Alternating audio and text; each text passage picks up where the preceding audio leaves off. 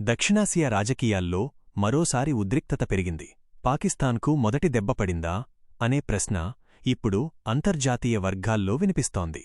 భారత్-పాక్ సంబంధాలు ఎప్పటినుంచో ఉద్రిక్తంగానే ఉన్నాయి. కాని ఇటీవల జరిగిన పరిణామాలు ఇస్లామాబాద్ను ఒత్తిడిలోకి నెట్టాయని విశ్లేషకులు చెబుతున్నారు. భారత్ తరఫున కఠిన వైఖరిని ఎప్పటినుంచో కొనసాగిస్తున్న నాయకుడు నరేంద్ర మోదీ.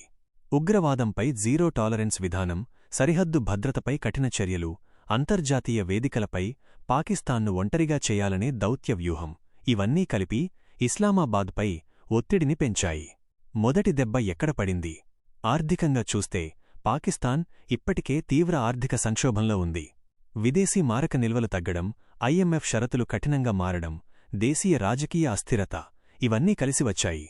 ఈ సమయంలో భారత్ అంతర్జాతీయ వేదికలపై ఉగ్రవాద అంశాన్ని మళ్లీ ప్రస్తావించడం పాకిస్తాన్కు దౌత్యపరంగా ఇబ్బందిగా మారింది. రక్షణ రంగంలో కూడా భారత్ భారీగా బలోపేతమవుతోంది.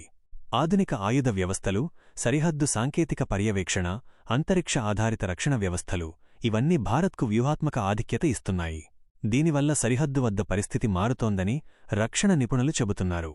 మరో కోణం దౌత్య సమీకరణాలు. మధ్యప్రాచ్య దేశాలు, పశ్చిమ దేశాలతో భారత్ బలమైన సంబంధాలు పెంచుకోవడం కూడా పాకిస్తాన్కు ఒత్తిడే. ఒకప్పుడు కొన్ని ఇస్లామిక్ దేశాలు పాకిస్తాన్కు బహిరంగ మద్దతు ఇచ్చేవి.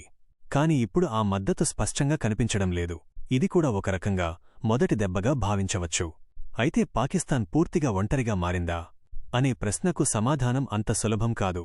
చైనా వంటి దేశాలతో వారి వ్యూహాత్మక భాగస్వామ్యం కొనసాగుతోంది. చైనా-పాక్ ఆర్థిక కారిడార్ వంటి ప్రాజెక్టులు ఇంకా కొనసాగుతున్నాయి. కాని అంతర్గత రాజకీయ అస్థిరత, ఆర్థిక ఒత్తిడి కలిసివచ్చి పరిస్థితిని క్లిష్టం చేస్తున్నాయి. మొత్తానికి మొదటి దెబ్బనేది ఒక్క సంఘటన కాదు. అది ఆర్థిక, రక్షణ, దౌత్య రంగాల్లో కలిసివచ్చిన ఒత్తిడి.